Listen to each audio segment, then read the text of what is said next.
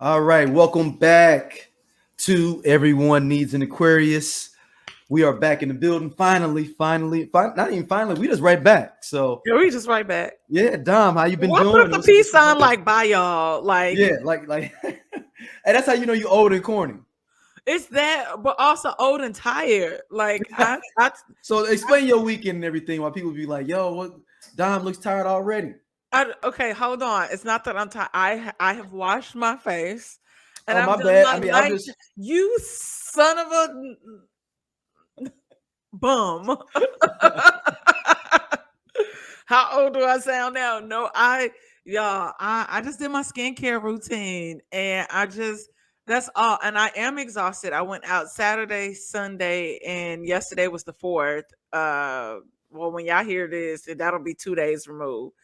But I just was out. My play brother and sister-in-law, they are in town. And so I hung out with them pretty much the entire weekend. Actually the entire weekend. And so your girl is tired. You know, the recovery time, and it wasn't even like, oh, we drank like that, but it's just like the energy that it takes to deal with people. And Especially, I'm that yeah, person, yeah. yes. And as Aquarius is, we have to, and that should be anybody, honestly. Like there, I don't understand how some people can entertain and engage with people so much and just be fine. But I'm like, God damn, I need a reset. I am tired. I need to rejuvenate. And then even when my homegirl wanted to come out today and do some work, I'm like, okay, I'm just gonna go in my room. Don't you want to be by yourself for a second? Like just. I always be wanting to be by No, myself. I'm And talking about you be saying it. You be thinking that with other people, like, yo, don't you want to be just? Don't you want to be by yourself? some people don't understand that, and I think that's something that I know that us air signs get a bad rap for, but I be tired and I always need a moment. And my God. And even when I linked up with my guy, like after the baby shower on Sunday, I went to a baby shower too, and like we were watching Stranger Things. I got through episode 8. That last episode, y'all, I passed out. And I woke up and it was still going. And I was like, Now that last you talking about part one, right? yeah, I'm at the end of it. Like I finished we finished it, well, or it finished me. I don't know. Yeah, I gotta watch the last two episodes. But I mean, they supposed to be like moving each episode like an hour and 40 minutes in yeah, it general. has been like that. But this last one, I feel like it was like 2 hours. So I probably slept for about 20, 30 minutes. Okay. And I woke up and it was just like, oh, it's still long. And then everything I needed to see, I saw, and I didn't feel lost. So that 20-30 minute pause was no problem with it. It was nothing. That was just fluff. That's what we gonna say. All right, let's jump into some of our topics. Usher jumps out with a tiny desk. Um, that has been the buzz of everything. The memes are all out. Some people have shut down the Chris Brown versus Usher versus because of this tiny desk. I just really can't believe that that's a conversation topic.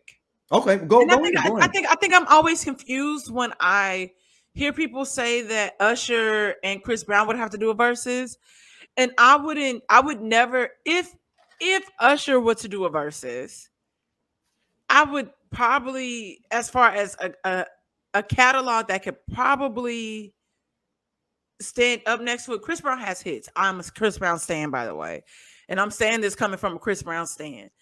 I would probably put him up against like Justin Timberlake if he were to do it. It's about Chris Brown against Justin Timberlake. No, Usher, because Usher, Chris, I mean, fudge. Justin Timberlake has his.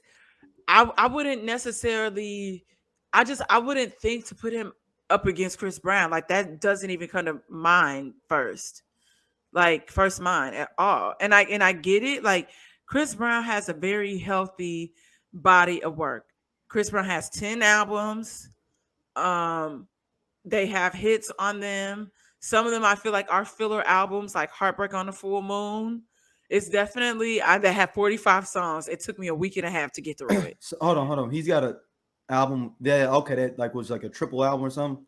No, no, it was just an album, and he just decided that he was gonna put 45 tracks on there. Oh, okay, so he just said, okay, all right. He just He said, just was doing shit, and he just dropped an album like a week and a half ago that I do enjoy. I like the song with Wizkid. I like the song "Warm Embrace" that he dropped.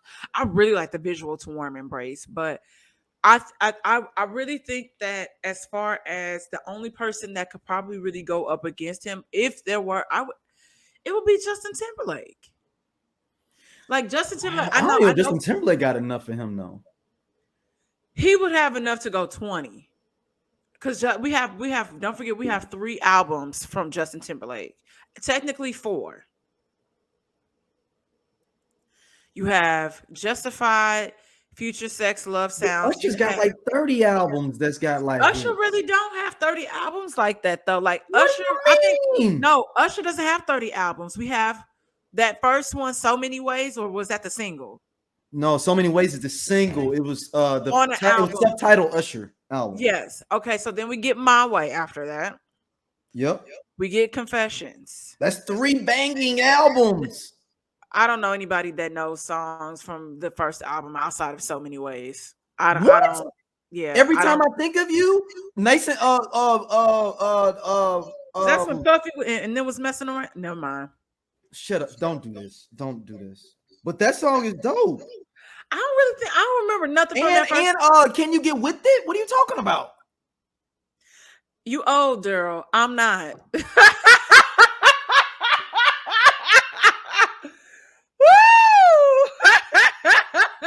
I'm sorry. Okay, that was good. That was too. I'm sorry. I'm sorry, Fred. I'm sorry. That came out like in '89. Like No, it. Stop it. Stop it. Stop it. Stop it. Hold on. no, Hold on. We're not gonna do this. that. Okay, so we're talking about pre-puberty Usher. I don't remember that album. That's not pre-puberty. The first It Usher album is. was 94. What are you talking about? That is pre-puberty Usher. No, it's Usher not. No, Usher Yes, was it is because this is what happens. Because when My Way came out, the delay with My Way was that Usher went through puberty. Usher He was talks 15 about when, it. at He 15 talks when the about album it. came out. When Usher, these are Usher's words, not mine. you're tripping. I'm Can not you get tripping. with the Usher think of said, you, the mini. Come on, man. Stop. no, I'm saying what happened was so it technically was pre-puberty Usher. Usher even said the delay for them releasing another album is that his voice was changing. So we really get Usher like the tone that we know Usher to have today via My Way. His words, not mine. Don't shoot the messenger. So, oh, my bad. You got 8701 before Confessions. So that's Okay, yes. Okay, which is low-key one of my favorite ones. So now we What are have you talking we about? got 4. Got this. Just say 80 something but, with but, that. what I'm saying as hit for hit, I No, feel like no, I wouldn't no, put him up no, against Chris Brown. no. I wouldn't do that either. But we ain't gonna say Justin Timberlake either. Justin Timberlake has a solid catalog. Not no. A very It's okay. No. What I'm saying is, before that Man in the Woods shit, He has everybody was fucking Timberlake with has some songs, but he cannot compete. Even going to ring with Usher. Not even. He shouldn't even be in the contention to even be a. this nigga contender. could pull out Gone. And he Okay, can pull out the Girlfriend remix name featuring 6 Justin Nelly. Timberlake He songs. can pull out the Girlfriend remix featuring Nelly. That's all I'm saying. There are honestly, even if it were like, I feel like stuff was kind of shaky after Confessions. Like I have Here I Stand. What's the wrong with There Goes My Baby? I mean, that But Raymond I'm versus saying, Raymond album, even if people you like just that, did that Raymond versus Raymond was a big album. I did enjoy Raymond versus Raymond. I do like Okay a lot, but that's the only song that I go back and revisit. There And goes that my a lot of baby's on people there. There goes my baby's on there. I hate listen, I hate that song. I hated that song, and every time I think of it now, I think of this YouTube video my homegirl sent me back in the day where it was some dude doing some weird cover of it, and it said, "There goes my bangs, bitch." Oh wow. So every time I hear it, I'm like, "There goes my bangs, bitch." That's all I hear. Oh no, no, no, no, no, no, no, It's no. ruined for me. So no, Usher's Tiny Desk was dope. Yes. Um, you can't say you can Justin Timberlake. I got to come up with somebody else. I don't know, but it's It's nobody else. We're in this unhealthy state in this country, and I don't know if it's globally, where we do this thing where somebody has to be versus somebody. I blame Mortal Kombat and Street Fighter, but it's like yeah, no, no, no, no. this, Usher may not have any contemporaries. He he may don't not, have and I'm any. fine with that. He really doesn't, and that is okay.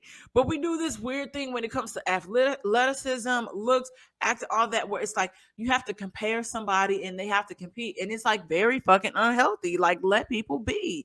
I feel like I said that here before. I'm Yeah. over it. I'm over it. I'm No, no, no, no, no, frustrated. no. I'm with you 100%. I'm with you. There's no comparison with him, but his Tiny Desk was dope. And then somebody was said he had one of the best Tiny Desks along with Summer Walker. I forgot in the '90s group, and I was like, "What? Summer Walker?" You hate Summer Walker. Yeah, I just hate it. She just everything she stands for is just not type of I girl. love Summer Walker. She's just young and dumb. This is, and that sounds No, no, that's toxic. not an excuse because there's dope No, young no, no, no, artists that sing that ain't assholes and no. But they what I can was perform. saying, was is that what the issue? I'm not gonna take her writing talent or any of that away from her. So what I mean is that Summer Walker is people love Summer Walker because they can relate. She made poor choices. She's the prime example of people telling her that she's being hard headed all the time. Age old statement, hard head make a soft behind. She Mhm. has come to learn that very quickly. And you feel like you are the exception because you are doing, I guess she called herself doing right by, or she thought that, what's the baby daddy name? London on the track. Yes, was gonna do right by her because she inserted herself in the middle of his baby mama drama, where the baby mothers was like, "Hey, you think you're gonna be different, and it's not. This is typical." He is going to show up as his true self. Hell, London on the track mama worked for R. Kelly. So that's already problematic as it is. So he don't have no sense because his mama probably ain't got no damn sense working for a rapist slash pedophile creep motherfucker.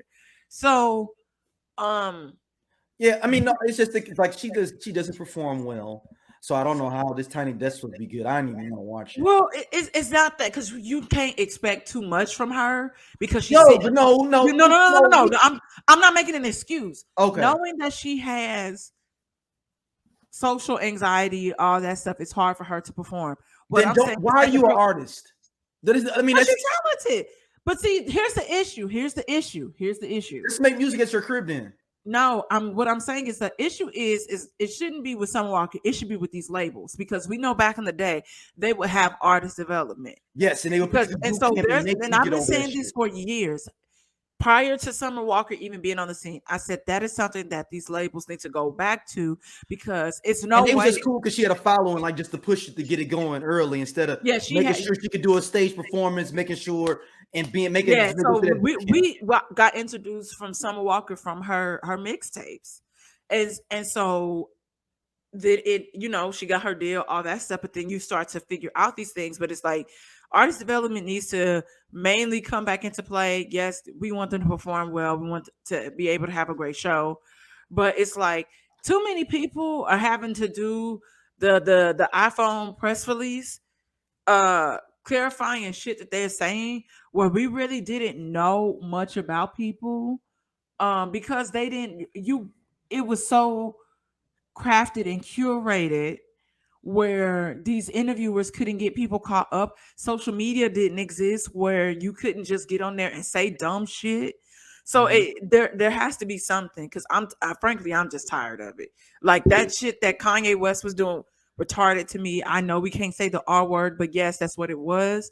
And I really believe, I'm like, it's too many people with brains that are just acting like the common average day-to-day person. Sorry, you can't do that. Yeah, no, I mean the whole thing. There's no mysticism with our celebrities anymore, man. And I miss those days where you'd be like, dang, what are they? And I mean, you just didn't know. They were just a mystery. Yeah. And that's why I still respect some artists. Like even to regardless of how much people think they know about Jay-Z and Beyonce, it's still a mystery. They still Yeah. keep an air of mystery about Yeah. them and their celebrity. Yeah. That's You fact. know. That's hella facts. And it's something that I enjoy a lot. We only know what they tell us. But Hmm. all we know, even if he did cheat on her, maybe he didn't. But it's what they're But we don't telling us. know. That's the We don't mystery. know. Nobody is saying They ain't on anything. live every day and discuss. Like I want to talk about the situation happened with Solange and It's nothing to the elevate. clarify. It's nothing to clear up. It's nothing. And a lot and that's something that, coming from a media background and working in PR at, a certain point, is that's something that I try to tell my friends that are big, in the industry and have a name. I said, there's certain things that happen. I said, I said, you going forward, you will not speak on it.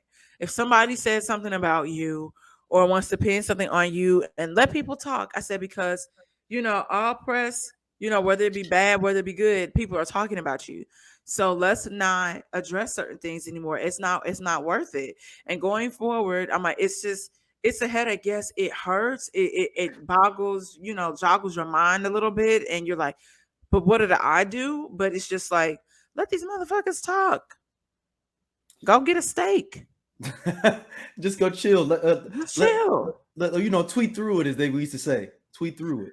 I wouldn't even tweet through it because when you tweet through things, sometimes it could come across as cryptic. True, true, true, true. Or like, why you avoiding it? Why are you Yeah. trying to avoid this? Yeah. And it was just like, Yeah. if you are to tweet, I would have it. The amazing thing about Twitter is that they have that function now where only people that you follow can reply to this, or you can have it turned off where people can't reply, Hmm. retweet anything at all. So, I would feel like to a certain extent, Twitter will probably be more of a safer space, though we know Twitter really isn't a safe space. But you could curate it a little bit You more. can curate it way better. But back to Usher's Tiny Yeah. Desk. Usher had, I mean, superstar.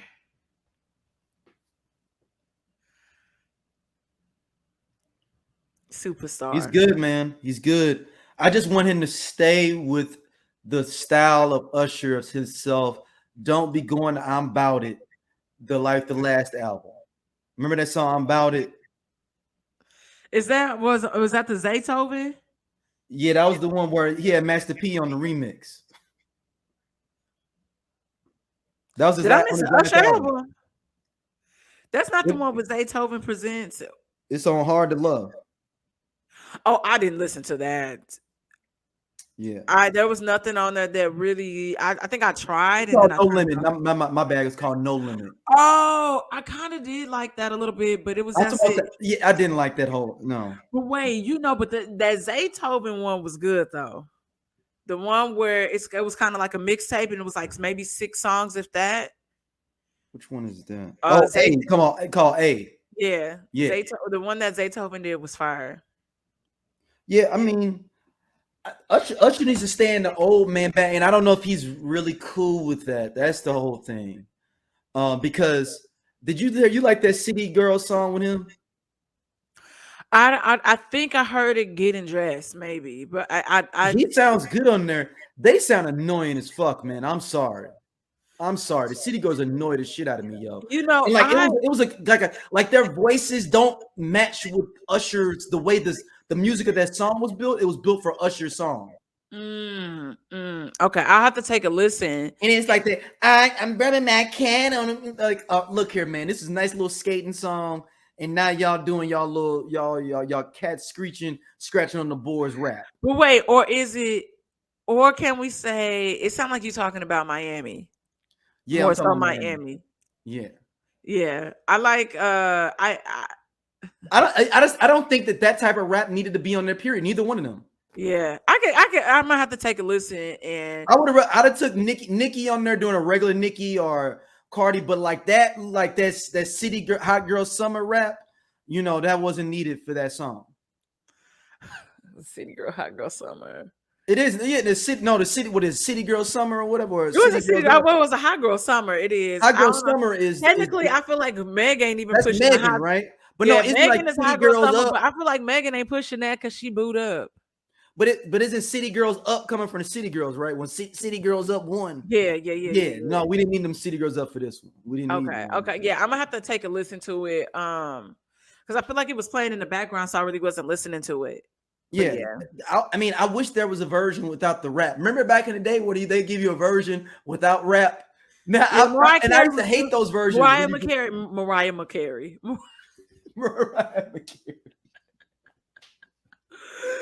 Oh my God, Mariah Carey was good for that. Mariah Carey was really, really good for that. No, I need that version. Oh, like, is it Usher's song? No, it's not Usher's song, but I need that version. The version. Okay, all right. It probably exists. I'll take the instrumental and just him doing the hook, like it'd be better. Yeah, no, okay. So this is really random what I'm about to say. Okay. So since we're talking about like songs and Usher, it's really interesting that Usher, that they was trying to shop Just a Friend to Usher. Because at that age, when Mario did Just a Friend 2000, yeah, I feel like by the time Usher would have got on that track, Usher would have been too mature. Yeah, I can see that, especially the way it's built and the way you think of it, the way that the lyrics are. Yes. And so I was like, I don't hear. Yeah, it's weird to me. And so I was like, they were really shopping that to Usher. No, and then Usher was before Can We Talk was supposed to have been Usher's song originally. What happened was Tevin Campbell just did an interview about it. Like he literally was saying that I wonder if it was the puberty thing, and so he couldn't get them notes like Tevin. No, him and Tevin's older than him. So that's what I'm saying. I wonder if it was that window of remember when I was telling you Usher's voice was changing? That was the same time. This would have been on the first Usher album. Oh, yeah. You got to think Can We Talk came out in '94. So this is the same time. It'd have been on that album. Okay, yeah. No, it's just certain stuff. So just like it's interesting, like when you break things down lyrically, and it's just like how Tony. We wouldn't know Tony Braxton if Anita Baker would have taken the Boomerang soundtrack. We'd have never heard of Tony Braxton in our lives. So, or I know that it was. This happens all the time in the industry, by the way. Like we know this is a normal thing, but it was just like SWV. Charlie Wilson passed on a week. SWV got it. He passed. Mary J. Blige passed on Umbrella. Really? Mm-hmm. The Dream wrote that for Mary J. Blige, and it's interesting because again, break the lyrics down. That don't sound like Mary, which it was great. She should have passed on it. She absolutely. One man's throwaway is somebody else's hit. Yeah, I mean, just Neo. I mean, Neo was a writer, but that he the song that he kept saying that he wished he never would have sold or shopped was "Let Me Love You," which was to date Mario's biggest hit. Right, he wrote that, right? He wrote it, and they kind of had a little. A little tiffy about that. What's called produced it. Scott Storch produced it. He produced the remix. Did he do the original too? No, just the beat, the beat, not the. No, no. I know that Scott Storch did the remix, produced the remix. I thought he did the regular version of Let Me Know. But he might have. I don't know. But yeah, so that happens often. It's just like how Chris Brown always kind of wanted to be a rapper, and then they shopped him as an R&B singer. Avril Lavigne wanted to be a country singer. Yeah, Scott Storch. Okay. Yeah. So that, like, going back to that, so it's always just interesting, and what happens, but it's just, man, Usher is. You know, a lot of you new age R&B singers, that should be, there are certain people that y'all should like refer to, draw inspiration from, not saying like mimic, but Usher, Brandy, who else can we say? Monica. You know, Tevin, put yeah, Tevin in there depending on the too. person that you're talking to, y'all need to call. Hey, now y'all want to give Mario his flowers. I knew my boy could hold his own. Um, and I want to campaign for Mario to have a tiny desk. Like, can we Look, camp? as the great Sleepy said, this is the first time in verses I didn't know none of the songs of this person, and they will beat but somebody else in the verses, and I didn't know any of their songs. Yeah, I mean, you have to also think, like, I think by the time Sleep probably, but when Mario B2K kind of came out, he was either, I mean, y'all was in Yeah, we college. all went. Me and Sleep the same age. We were all in Yeah, yeah. college. Y'all were all in college. So it's different. So whereas when you got to see like a Marion as Icebox would, I will never take that away from him. I would never take Icebox being a hit or And what's from the him. other one where he was like dancing down the street? Oh, Touch. Touch, and then was it Encore? Did he have one like Encore or something? He did have one another. He always dancing in the street, okay? Yeah. Okay. Well, then that's a whole bunch of video. I'm like, I'm a mess. I done spilt water. But Yeah. No, I didn't know Mario had. I knew Mario had "Let Me Love You," that the best friend joint, and man, I'm tapped out. I was trying to figure out how Mario even got in this situation, how he was in it. To be honest, Crying Out for Me. don't know it. That was a big hit. That was, but y'all would have been break up with him and Gucci Mane. But by that time, y'all was out of college because I was in college. Yeah, I don't remember So none of it that. was different. But for me, what I was trying to explain, we had this whole argument. Me, Tony Baker, BT Kingsley. Shout out to BT. Give me 5 on the Kev on Stage app. I'm in 2 episodes. But yeah, so Tony and I were trying to tell him that if when you look at their catalogs, like even if you pull Omarion stuff from B2K, when you really look at even their albums, they had 2 albums, they had a soundtrack, they had a Christmas album. They only had 2 albums before they broke up for real, for real. Who you talking about? B2K? Yeah, B2K. So if Yeah. he was to pull from that catalog, you might not be. Some people say, "Oh, okay." So the first album you had, Gots to Be on Gots to Wireless. be as a jam. Gots to be as a You bop. get 3 albums. So when they dropped Why I Love You, when they dropped that was like the overflow to hold you over until they drop Pandemonium. So from Why I Love You is also on Pandemonium, by the way. So Okay. that's lets you know what's happening over there. So then we get Bum Bum Bump and we get Girlfriend, and then they randomly drop What a Girl Wants, which yeah. So we get 3 tracks. And then when you think about Amarion's catalog, we get Touch from the first 2 albums.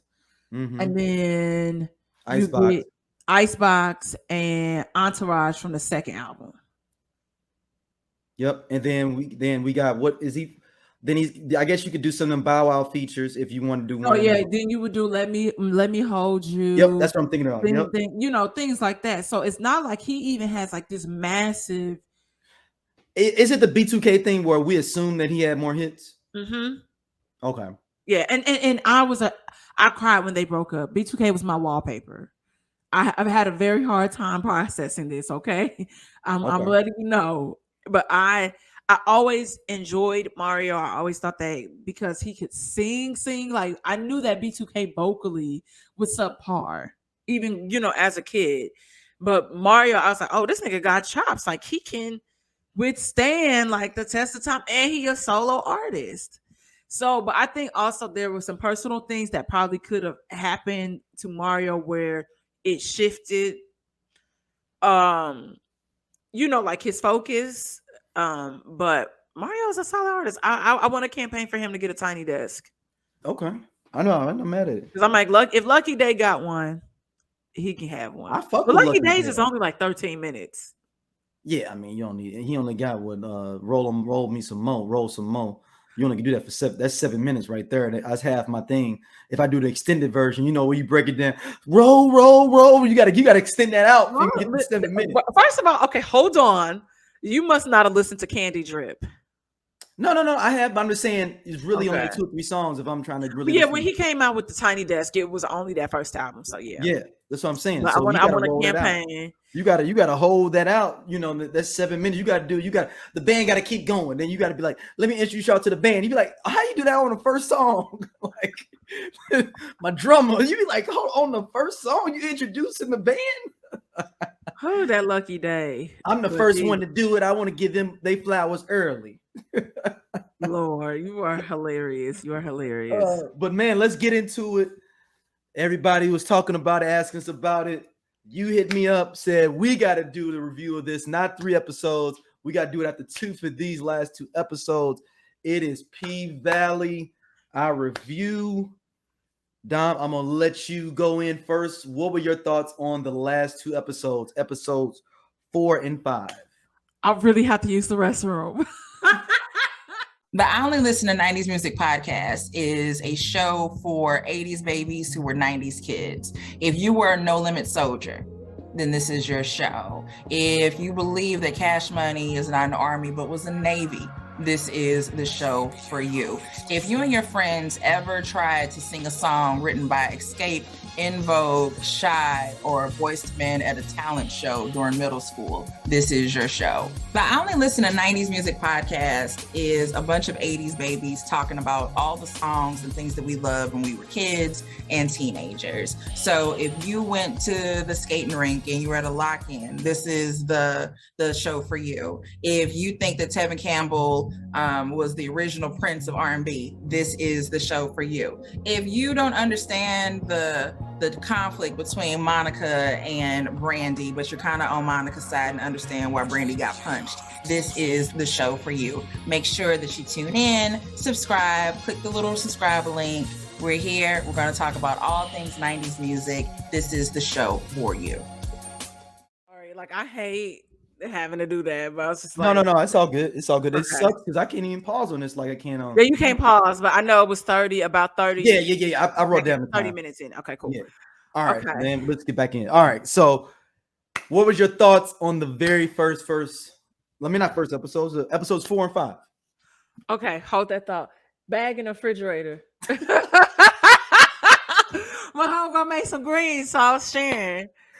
Okay, P-Valley. Yeah. Okay. Okay.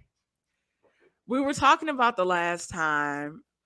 I was asking you, did you feel like homeboy Big Teak, like if he had some sort of interaction, relation, feeling Right. toward, Lil Murder, right? Right. So I feel like I'm not really sure if you was really rocking with me on that, like 110%. No, I think that's the first time they had sex. I think they liked each other. I think that's the first time they had sex. Well, that's what I was saying. So like I felt like by this time when we last talked about it, that was like several episodes ago. People were asking, when we were talking about they lovers in jail? I don't think they were lovers in jail. I don't think they. But I felt like there was definitely. But to me, it felt like so Lil Murder here's the gave thing, him like though. some pity dick, though, if that makes sense. No, but here's the thing. Now I'm thinking they might have been lovers in jail. No, because remember he said they got pulled away from each other for a long time, and he got out while he was still locked in. Exactly. But what I'm saying is, it's like how the interaction was. Like first it was we on the steps. Then when it happens after, Murder's writing his verse, when we get the sex scene, I feel like for how he came at him about who was Clifford. Like, you never wrote me letters. You never sent me a postcard. Well, right. That's just think about it. You gotta think about the same heterosexual situation. So you think that it was just like, okay, they might have had feelings for each other. Yep. and then it came out then. Yes. And then it's like if something happens between a man and a woman and they mess around, and then you find out he like y'all been digging each other. You find out he got another chick. Dang, you didn't do all that for me. Like, and I really liked you. I've been digging you. I've been pouring my feelings out to you. But it was the first time we actually had, intercourse or sex. Because it felt like to me the only reason he had sex with him because he needed it almost. It was like a thing where like somebody had sex with somebody because they needed it. I guess, but I just felt like how he came at him about the Clifford thing. Right, because his feelings was hurt. I'm talking about young murderer's thoughts towards him. You would think that, and I guess that big. First of all, how you get out of jail and you on the road? That's it happens all the time for some cats. But here's like you need somebody like that that's just happy to be out and they'll do anything. Those are the kind of dudes you have in your security. That's what he said. We need to pick up security. Right. But what I'm saying is, which could be a good and bad thing, by the way. But what I'm saying is, it's like what's strange to me is that for his feelings to be hurt, why is you still around?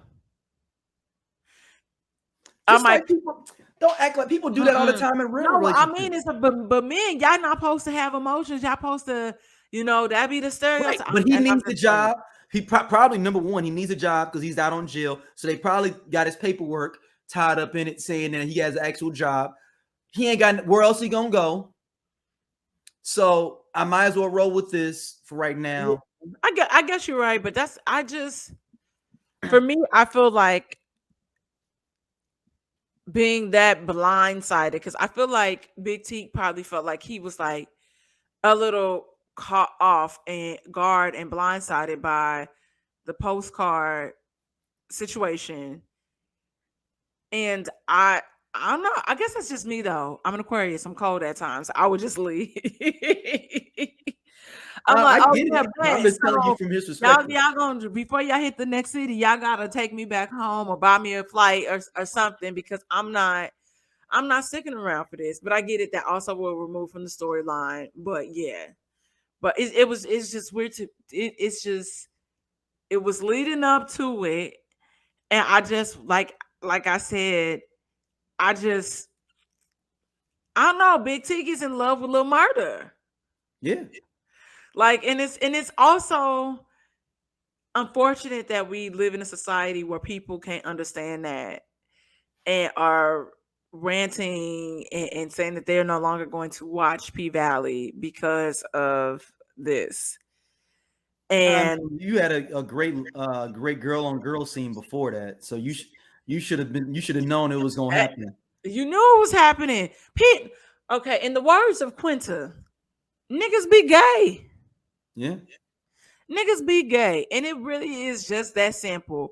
And you know what? You don't have to look, I'm not gonna front. It wasn't uncomfortable for me to watch. I'm not gonna sit here and say that, but at the same time, it is what it is. You know what I'm saying? Yeah. But okay. So may I ask you what made it uncomfortable to watch? It's just because it's not something I'm an old ignorant man to a certain extent too, though, that I'm just not used to seeing that period in general. So how did you feel when you saw Mercedes and the wife? I mean, I watched a whole bunch of porn with that, so that wasn't nothing to me. I was playing doing some editing on my phone at the same time while that was going on. Well, that's just that's unfortunate, but that's just the reality. And I think that, and I'm not saying that, everybody, you have to accept it, you have to like it, you have to watch it. But I mean, there should be no think pieces, think tweets. It's just like either watch the show or don't. But it's at the same time, it's brilliant. It's brilliant that they did that because everybody's talking about it. Everybody's like, you mad about it? Great. More people gonna end up watching because they're gonna be like, why did people hate it so much? Let me check it out. Yeah, and like I said, niggas just be gay, and it's just like that's the reality. So it's like they never watched Queer Ass Folk then. They never watched Queer Ass Folk then if they thought that was bad. Yeah, probably not. Because I remember I watched that. It was like the first time I ever seen a homosexual male scene. We had to watch that TV show in my cultural class in college, And I was like, and everybody was like, oh, this is like 2001, 2002. So everybody's like, oh, what? Like we just was like clutching pearls all over the classroom, like, yo, because that was not something we had seen before. That's how the patriarchy set it up. Yeah. You know, and it's just very unfortunate because it's just like nobody, you know, only thing we talked about with the scene with Mercedes is just like you saw the tweets about, oh, the wife has nice supple breasts, where it's men that were, I mean, it's called Pussy Valley, so yeah, niggas is watching it because you know you're gonna see ass and titties, and then but there's this other, you know, like plot, you know, theme that's happening, you know, within the show. Uncle Clifford is gay. We know Lil Murda is gay. So did y'all not think that that would ever come up? Like, didn't Lil Murda give Uncle Clifford a blowjob in the first season? No. Uncle Clifford got a blowjob from the dude for his birthday. For his birthday, but something happened between Clifford and Lil No, Murda. I don't think he gave him a blowjob. No, they fucked in that car. Yeah. But I don't know. No, but I don't. I think the thing about Little Murder is I think he's like the stereotypical super top. Oh, he a trade. He's what we call the trade. He's trade. Oh, okay. Explain So trade for the people that may not know, because okay, I so just had to learn trade it like a few months ago. Okay, so trade is a person that's kind of more masculine facing, kind of like a, what we would say like a, more masculine facing hood type person. Mhm. But behind closed doors, it's like they live a double life. And so they are gay. So you would never know meeting Lil Murda that Lil Murda was gay. Like there's nothing about him that presents gay to you at all. Mhm. And then, but he's gay. So that's the easiest way that I could describe trade. Or would you like the Webster's Dictionary of Trade? No. I mean, I think that'd be. It'll say sending goods back and forth between various places. And I mean, that's technically what they doing. oh, shoot.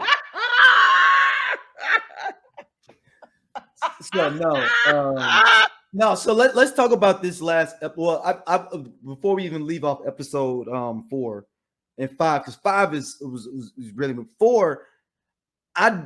Regardless of all the drama, all the things that was going on around there, I think 4 was one of the worst episodes written wise of the season. Really? Yeah. Just because it's too much going on in that episode 4. You got stuff going on here. You got the mystical stuff. You got this. You got Mercedes. You got this. There was like no like thread of a storyline that you could attach to where you're like, all right, this is what I'm supposed to be watching and going through.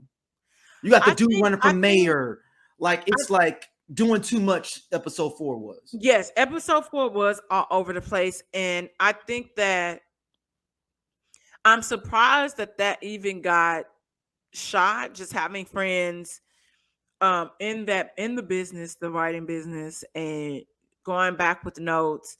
And it kind of almost, I felt like honestly, the first couple of episodes, the season kind of have been feeling like filler episodes. Yeah, no, all of it's been kind of just writing, just random writing. And I think that they probably are trying to, you know, we got P Valley at the top of the pandemic. So I felt like it's them probably trying to force maybe an additional season.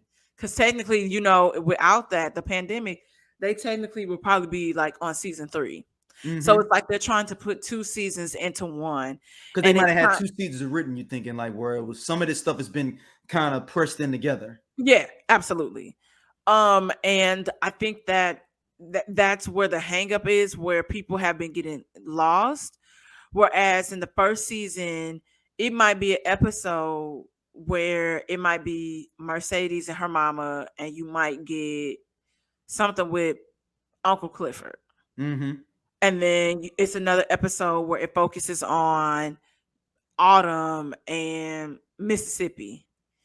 So I think that is because it's been so much happening, or even I feel like in the first season they will have episodes. It will be Autumn and the lawyer guy. So it's two characters that it's focusing on, but it's just like solely their story. And I hope that gets better for season 3. But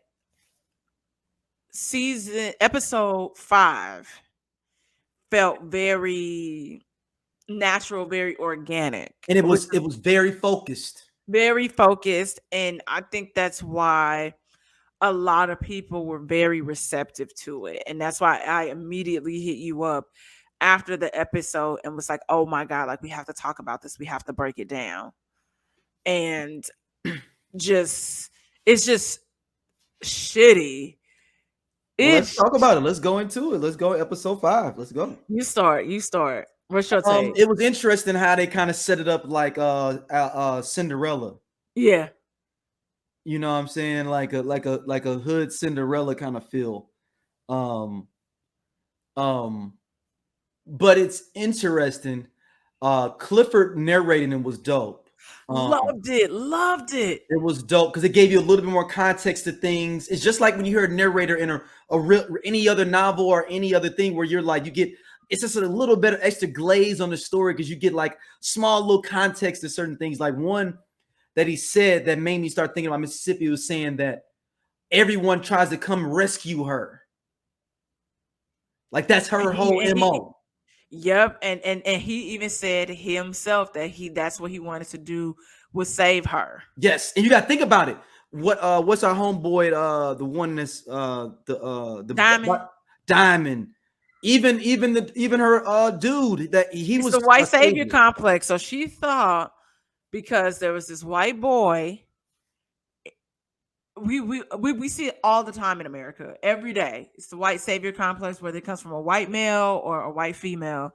And she knew just because her home life was so shitty. And I'm not going to say that she necessarily trapped dude or anything like that. I don't necessarily think that was her MO. But they both came from money. You know, so I believe that what's interesting what happens with Mississippi is it's just that she lacks confidence and self-esteem, which is a recurring theme sometimes in our community, not always, but it's a recurring theme sometimes when we see women that kind of fall on hard times like her. And so you're looking for something else to complete you and to fulfill you. A lot of times it's going to be a nigga or a person that's just not going to treat you as well. And you have a kid with this person and you believe having this kid will fill this void that has been missing your entire life. And we didn't, it was interesting seeing like, we always talk about people, they come from a good upbringing, like how Nunu is, for example. But at least in Nunu, she's talking about from ATL. Just because people might think it's somebody we know personally, like. Okay. Sorry. I figured at this point everybody on that list. No, I just always assume that some people don't know. Where it's the same thing. Like you come from this great upbringing, but then all of a sudden, like how Nunu idolized being like ghetto, and real, and that equated to being real, and it just be like niggas be struggling, we be looking for ways out, and then to see that it's kind of almost like Mississippi, Keyshawn, like it's like a fall from grace. She already had this shitty situation. Her dad was in and out, moving around, and not being hands-on, at least when it came to her parent, because he was definitely hands-on with one of them other sisters, if anybody peeped that. Yeah. So which I'm like, well, what the fuck is happening there? And then it's like, well, what was the relationship with your mother really like, where you couldn't even really go? Why couldn't you just stay with her? Stay with her? Is it a situation like Mercedes where it's like, okay, I wasn't prepared. I financially, I really can't care for you. So it's better if you do go with your dad, blah, blah, blah. But I don't think it was necessarily like that because the stepmom met the dad on the flight. Right. She was a flight attendant. Yeah, she was a flight attendant, but the mom was there. She gave her a drink first. Remember, that's what Yes. Mississippi said. Yeah. Yes, and so it's just interesting. It's just very sad when you have to go searching for things, because sometimes when you go searching, you run into trouble. Yeah. And that is what happened pretty much. And you're not ready to leave this emotionally abusive relationship. I feel like there's yes, you are right that 9 out of 10 times that I think Mississippi might end up back at the pink, or what's going to happen is Wody is going to be the savior. It won't be right. But we already see that they already set that up, because she got saved 3 times. She's been saved 3 or 4 different times. You know, Clifford said he saved her. Diamond, Wody, even I'm just gonna call him Abercrombie and Fitch. Abercrombie and Fitch, him too. So you got to say them 4 people. But did he really? But did Abercrombie and Fitch really save her? But or did he just fuck her? But in her eyes, he did save her, because she wouldn't get no play for nobody. Everybody looked at her dark-skinned girl. He defended her. You know what I'm saying? Like all these things that outwardly feel like that. Yeah, I guess technically you felt like when he beat that dude ass, technically. Yep. But I would say that I think that it will be something different. I feel like after the whole situation happens with Wody coming in to save her, take care of the situation for her with the manager, I feel like there's a something that happens. And I think this time when she got her ass, like I'm not gonna say her ass beat, when the guy beat her, when her boyfriend beat her, it was different. It was something different this time. Like I felt like there was something a little different, and I feel like they setting it up for something to either develop where homeboy really gets her out. She's going to see him. If something is going to happen, and I think that's going to be the turning point for her. But like I said, it's just like you said. I think it's interesting how they set it up, the whole Cinderella theme, and it's just like, who is going to be her Prince Charming? Like that would be the next step. But the thing is, I hope they have it where she figures out she got to do that shit for herself. She might, and maybe won't even say that to you. Like, I got you out of this, but you got to do this shit for yourself. Maybe not. Because that's not how Cinderella ends.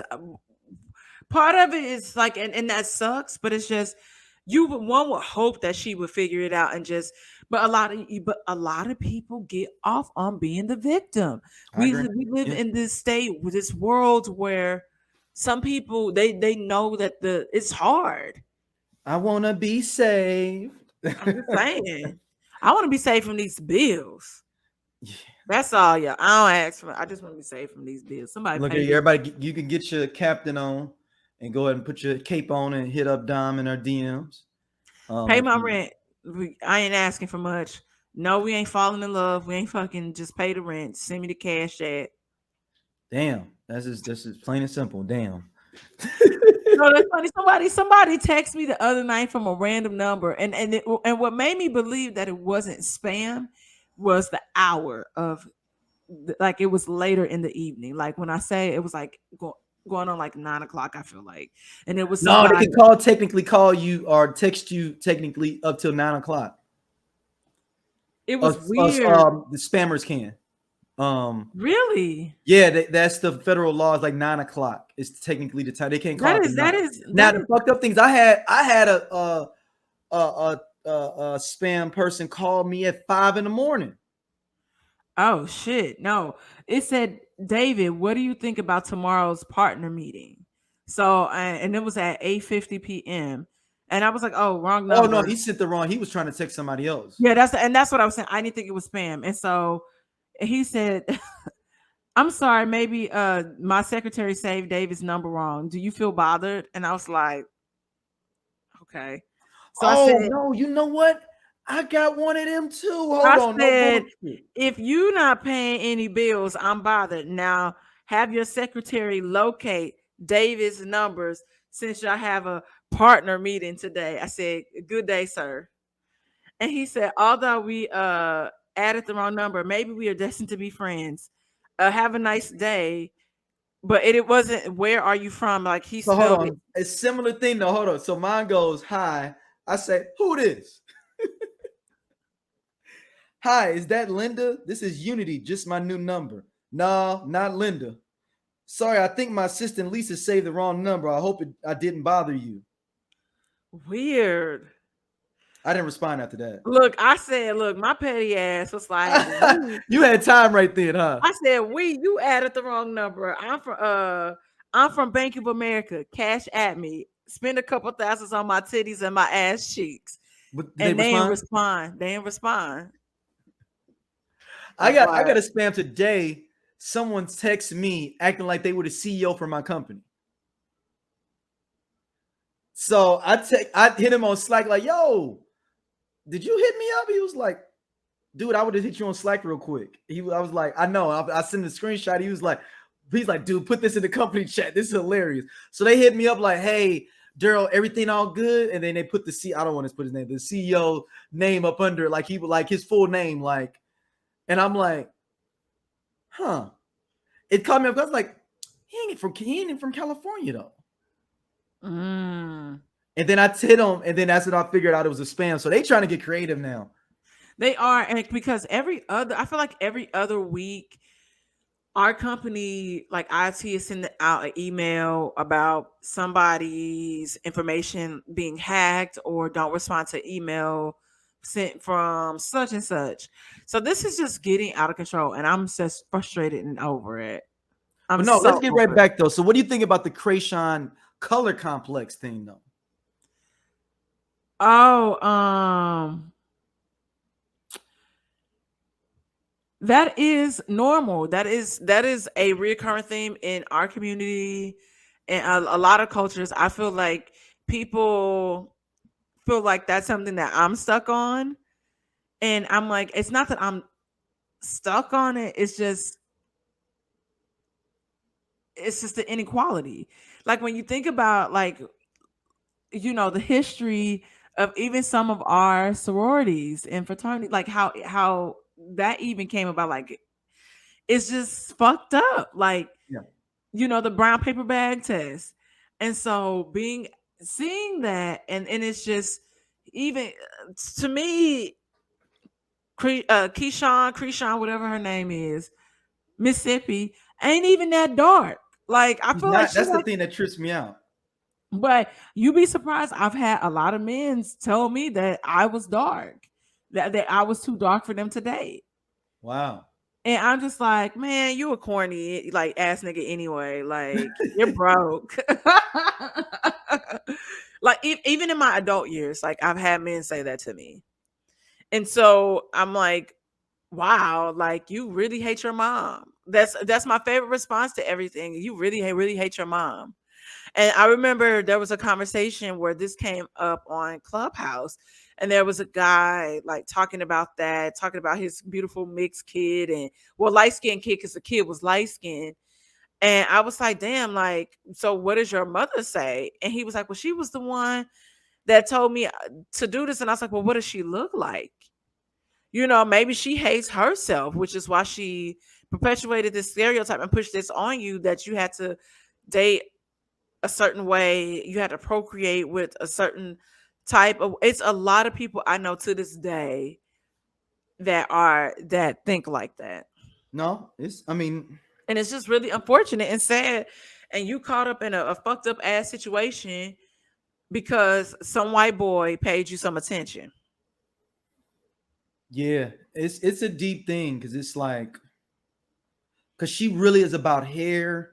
And remember, she said something about like, she said that my daughter's hair won't have to be worried about that, or something like that with her daughter. So it's a thing for her, And then it's interesting. For a lot of people, it comes up a lot. Like I said, like people also forget that biracial kids that doesn't necessarily mean they're gonna get like Yeah, for no, no, no, no, no, no, 2B no. hair. Like I There's know a people that's lot got of hair worse than ours, and I won't say worse because worse is not. But I'm saying more coarse than yeah, ours, and they're about ready. yeah. I yeah, I my hair not coarse. Right, but you get my But I point know though. what Like, you're saying. I know what you're saying. yeah, But yeah, everybody ain't coming out looking like Teddy. every-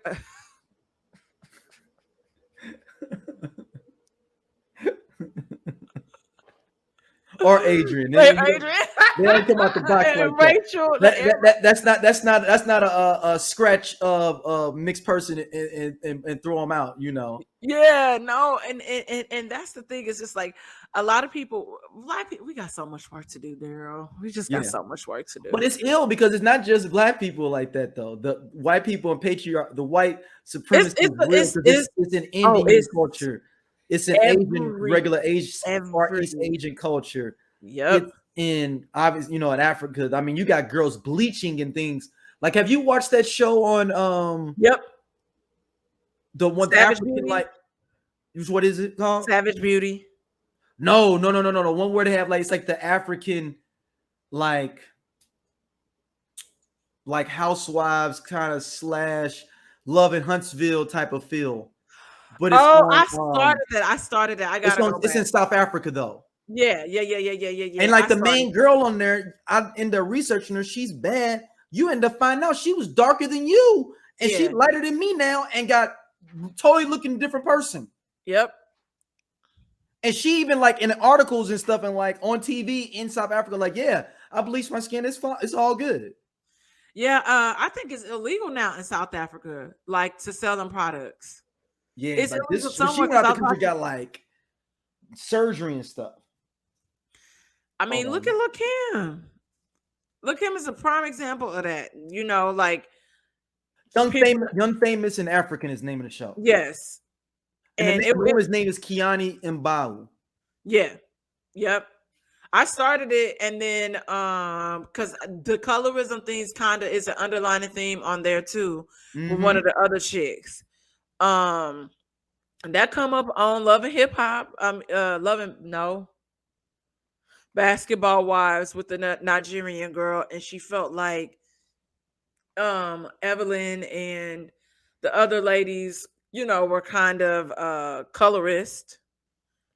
So yeah, it's a weird, but it's just an issue across the board, and like I ain't even gonna stay. I ain't gonna stay here long on that topic. No, we don't. We don't have to stay here long. No, so that's our review of P Valley. P Valley needs to stay on, please. Katori Hall, I hope this is a first of like kind of many episodes like this where we not popping around to 5 different characters. This is not the soap operas. And I don't want Lovecraft Country. I mean, I understand where you're going from and with trying to show the spiritual aspects of Black Southern culture, especially like the Gulf area and the Geechees. But I don't want Lovecraft Country. Yeah. Don't just. I don't want Lovecraft Country. I don't want Lovecraft Country in the strip club. I don't want that. Shout out to Roulette though, who I found out is from St. Louis. Did you know that? I'm sorry. I'm so I don't want Lovecraft in the strip club. Yeah. I didn't sign up for that. You know what I'm saying?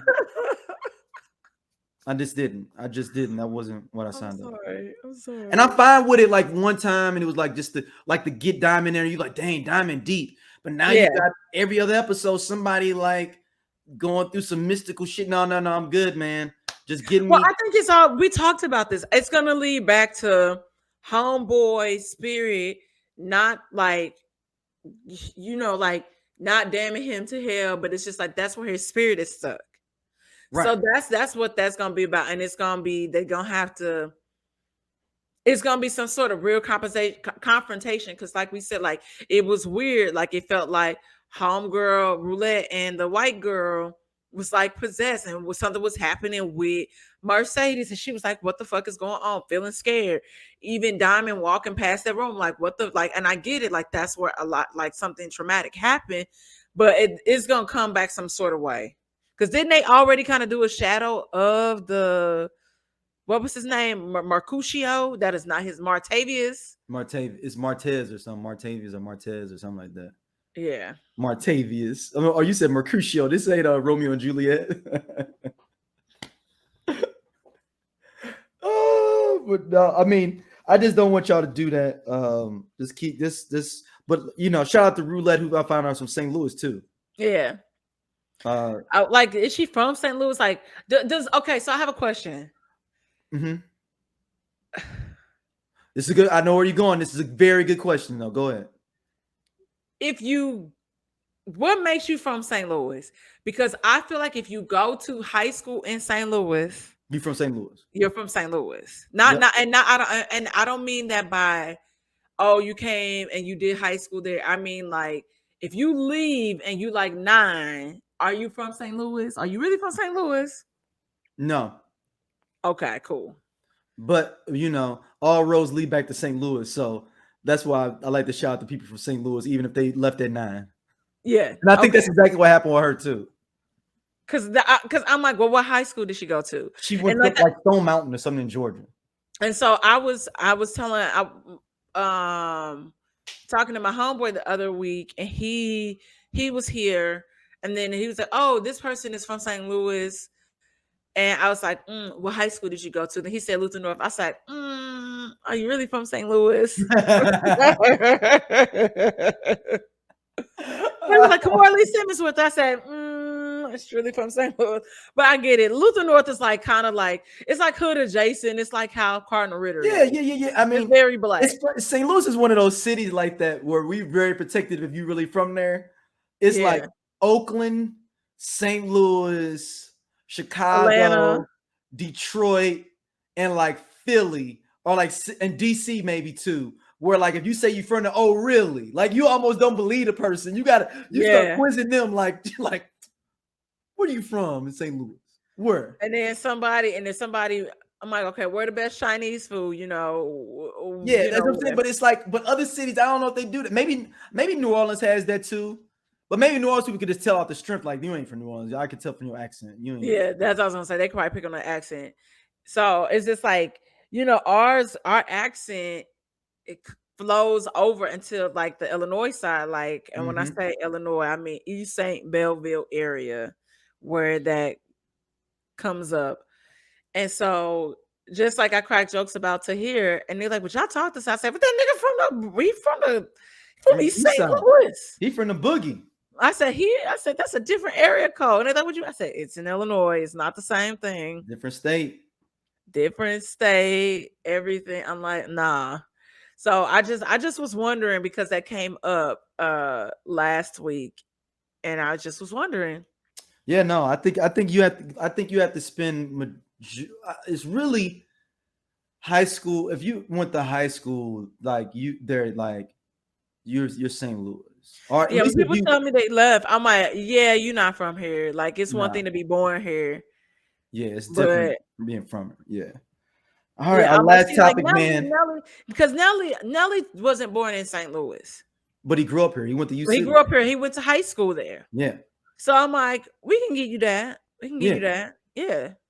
So if you got to, yeah. I mean, plus, all roads lead back to St. Louis anyway. So. All right, last topic. Ray J eating noodles after his great performance at Versus, stellar performance. Chop performance at Versus. He is caught eating noodles out of a cup, or noodles in a cup is an actual company, during the BET Awards. I don't know he's ridiculous. But at the same time, an amazing treasure. So, guys, if you want to have fun and have a gander, I'll put it in the show link. I'll put it in the show notes. Okay, Daryl and I, along with our friend Blake, we did a show last year on the podcast Whiskey Sour about the miseducation of Ray J. and how important Ray J really is to our culture. Because just like you say, all roads lead back to St. Louis, Mhm. all roads lead back to Ray J. He has been instrumental, influential, a part of some of the biggest things that have happened in the past 20, 25, 30 years, Mhm. stemming back to Biggie and Tupac. Yeah. Then we get Kim Kardashian out of it. We get Wait a Minute out of it. No, you go back even farther. Go back before that. What We else? get 702 We from wait. Ray J. You never told. Wait. Let's okay.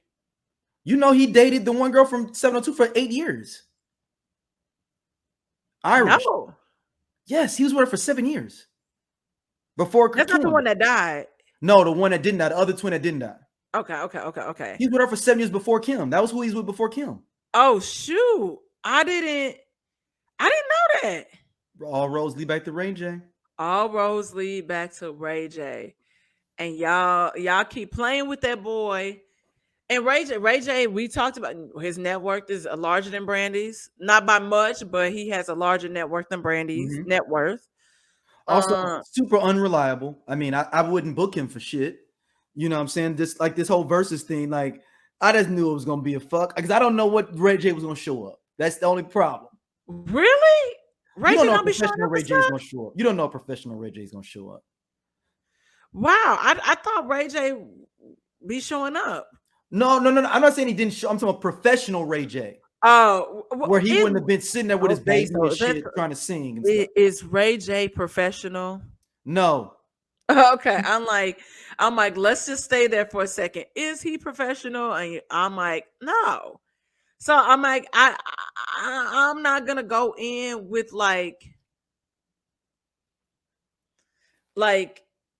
I know that he's vocally challenged.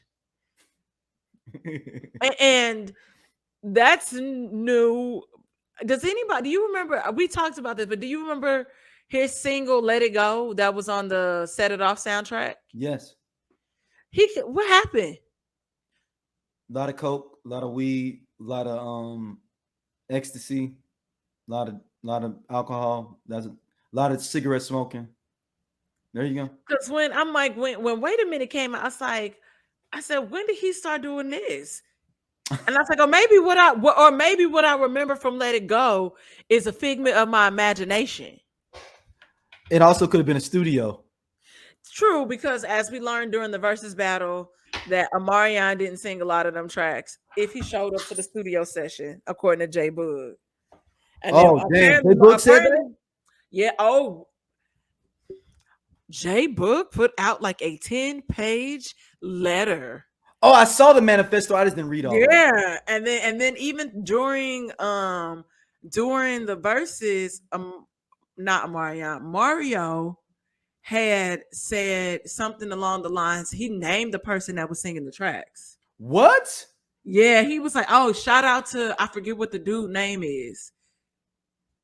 Wow.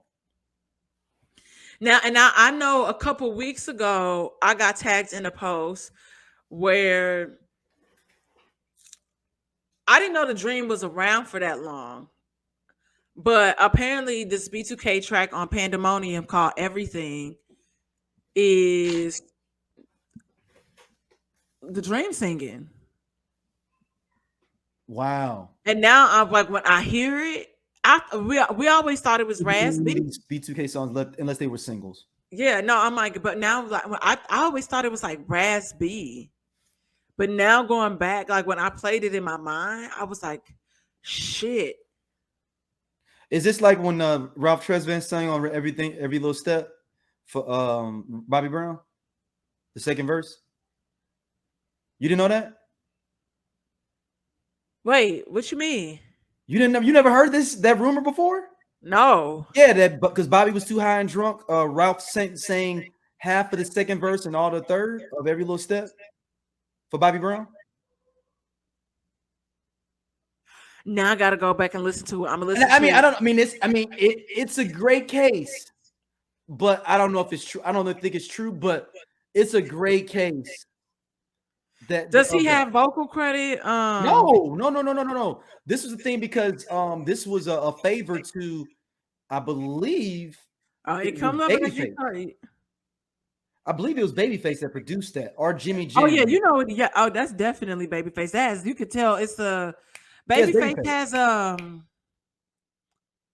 I wouldn't say a medley, a melody.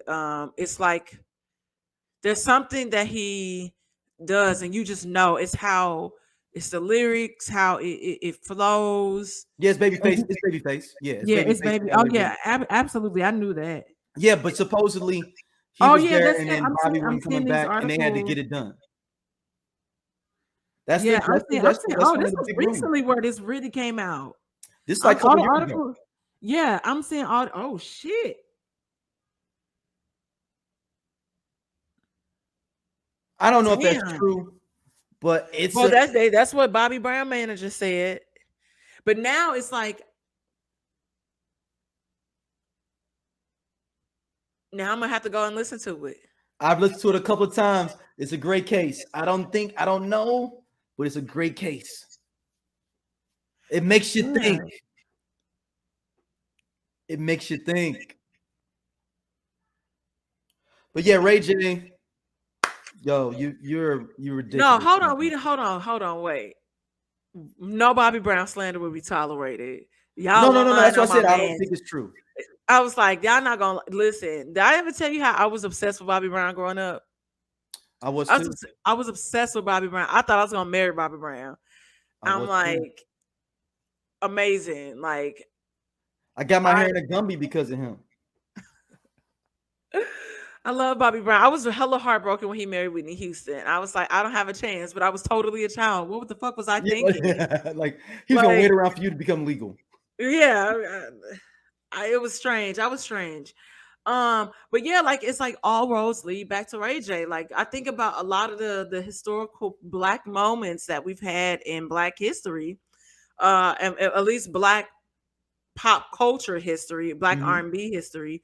Ray J is involved in a lot of things. You know, remember when he was beefing with Fabulous? Who else? The Breakfast Club. Yeah, at the call acting a fool. Then and I was in Vegas when the alleged situation happened with him and Fabulous, so that was funny. And then you taking Floyd Mayweather's chick, like how does that happen? Then you think about what else? The iconic hat moment, the skull cap moment when he was talking to Safari. And every time they pan back to Ray J, his hat was sitting somewhere else. The whole situation with the glasses on revolved with Speedy and saying the glasses was unbreakable. What else has Ray J? Scooty bike. He pushed Princess in that water.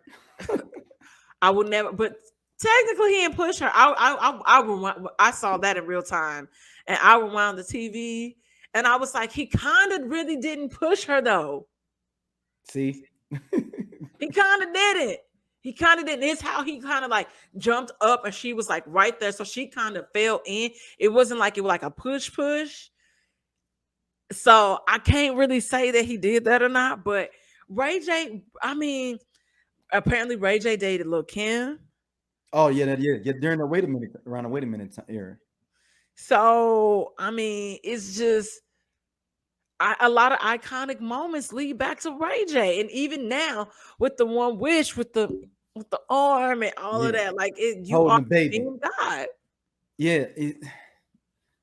And now they're talking about forming a group. Yeah, I'm not down with this stuff, man. I can't do it. RSVP. The name is dope, though. RSVP is a dope name for a group. But I can't see Ray J go on more than 2 dates on this tour. You think he's gonna be like Raspy and just be like, I'm out? Like, no, he's just not gonna show up. I think Ray J will show up. Okay, my bad. It's gonna be the first 4 cities because the tour is gonna start in LA. He gonna do LA. He gonna do Anaheim. He gonna do San Diego and Las Vegas. That's it. And maybe Phoenix. That's it. You know, I could see. I'm gonna say Ray J will show up. I'm gonna say that just because I feel But like how many dates? How now many dates of this tour? now no, but that's what I'm like. It would be a short tour. It wouldn't be how the Millennium Tour was. It wouldn't be like 30, 40 days. I don't So think we it'd be talking about anything like 10? that. I'm saying I feel like it would be something small that they would test out and see. Because Ray J still only Ray doing J 2 what dates. Ray J is not going to do is miss the bag. Now that's one thing that's guaranteed about Ray J. Even though he is well off, he's not a multi-millionaire. Well, yeah, no, he will be. He will be considered but he's not in like he's not 213 million. Yeah, he's not 9 digits. Yeah, he's not. No. So Ray J is gonna always get to the bag. Whatever Ray J do can get to the bag. I feel like Ray J is gonna get to it, which leads me to believe that he would show up on tour. Now, would there be beef and drama? Absolutely. Do I want the cameras to be there? Hell yeah. But he's I only think he gonna do would show 2 up. dates. No, it would He's be a gonna be small like, you tour. know what? Well, I had to go back for my kids. You know, my kids needed me. I just need to go back. And you know, sometimes you got to go back and just free your mind and everything. You know, but like with Ray J, y'all only did Anaheim and LA. Like I would say that I think that he would. I think it would be a small tour.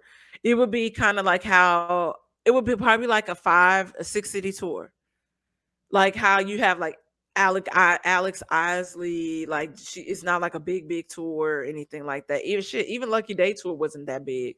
But I just think that it would be something kind of small, and that will be based on the music that they put out. Is it going to be something that we're receptive to? So I think people would want to hear Sammy because Sammy can sing, but I don't like a lot of his songs as an adult.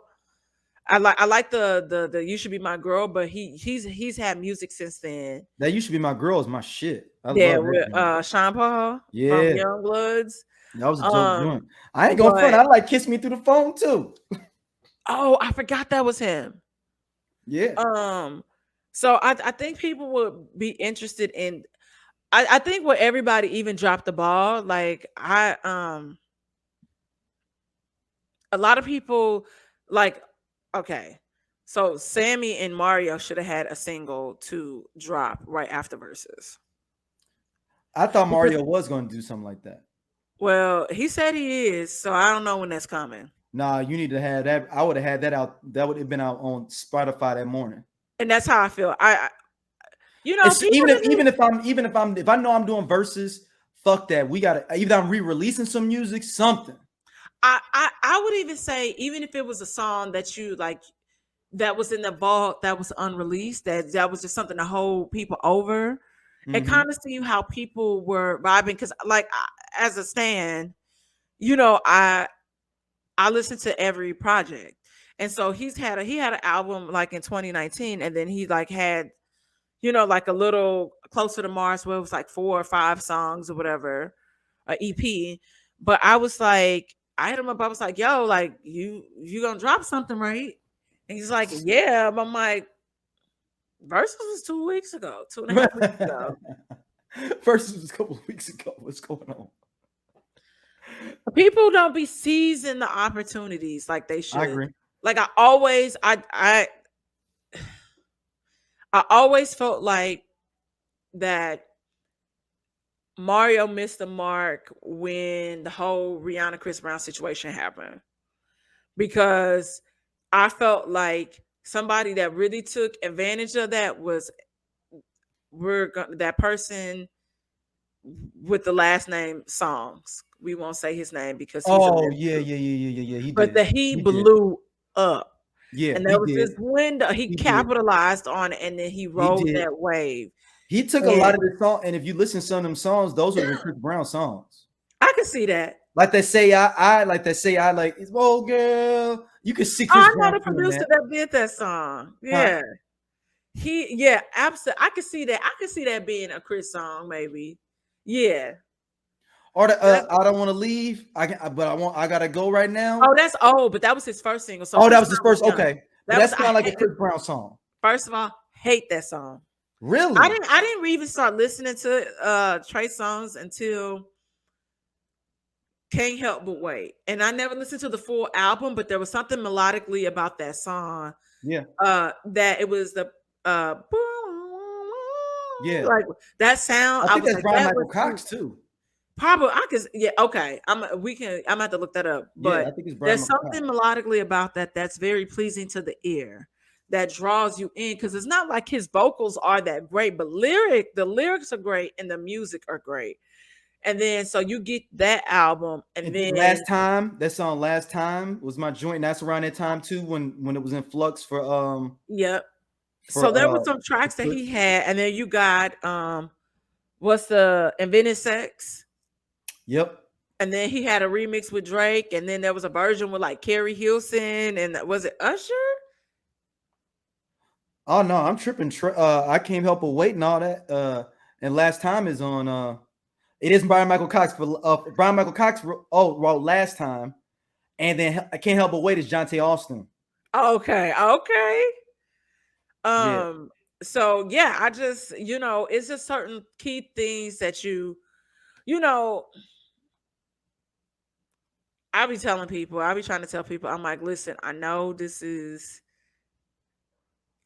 bad, or you feel like, oh, you taking no, you, because it be sometimes like, we know how fame works, especially for music. I feel like people can potentially have a little longer time span when it comes to like film and TV, even if you're Mm-hmm. not that great at it, especially if you're kind of like attractive and you're on something kind of quirky.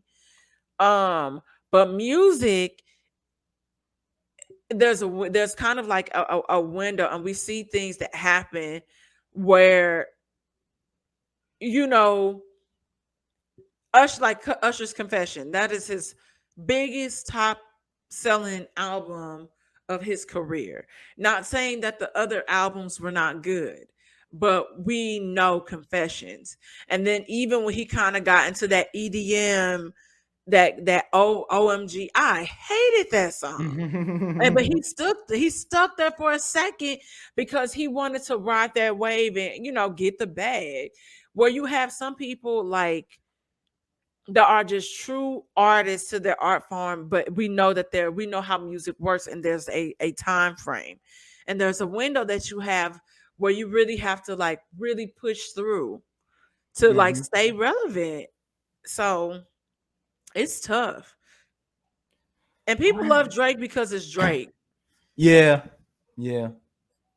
So, but we've been here for a long time. Yeah. Let's wrap it on up. Let everybody know they can hit you up at. Watch this. What? Y'all could please. We gotta let the memes for Usher's Tiny Desk like rest. Like, I just need a few days off, but they are hilarious. They are. Y'all Hilarious. can find me on Instagram at St. Angela's and Whiskey Sour. My Twitter is Pretty Sadiddy, which is PR3 TTY SADDITY. And then I got candles. Where can you get the Which candles is saint-angeles.com/candles. Wait, Yo, this is the other Trey way. Songz had 9 albums for what? He does? Yes. That's mixtapes too, or just These are releases. honestly, I'm gonna be honest. The first Trey Song album I listened cover to cover was Trigger. And he ain't had no album that's been better than Trigger. He's got I Gotta Make It, Trey Day, Ready, Passion, Pain, and Pleasure, Chapter 5, Trigger, Tremaine, and Back Home. I didn't know this dude had this many albums. Me neither. Some of these songs might be just one song I knew off of it, and I assume they was all on one album, maybe. That's probably right. Like, I do remember Back Home because he had that song with Summer Walker. Yeah, He had a song with Summer Walker. I think I listened to that, but then the rape allegations became too constant for me, and I was just like, nah. Yeah. But Trigger was the album that was fire. He had that song with Ty Dolla $ign that was fire, and he got a song with Mila J that was fire. But yeah, man. Thank y'all for listening. Trey, please get yourself together. We don't want to have to do an episode on you. Stay low. And make sure you hit us up, check us out, keep supporting us, and we'll be back soon. Peace.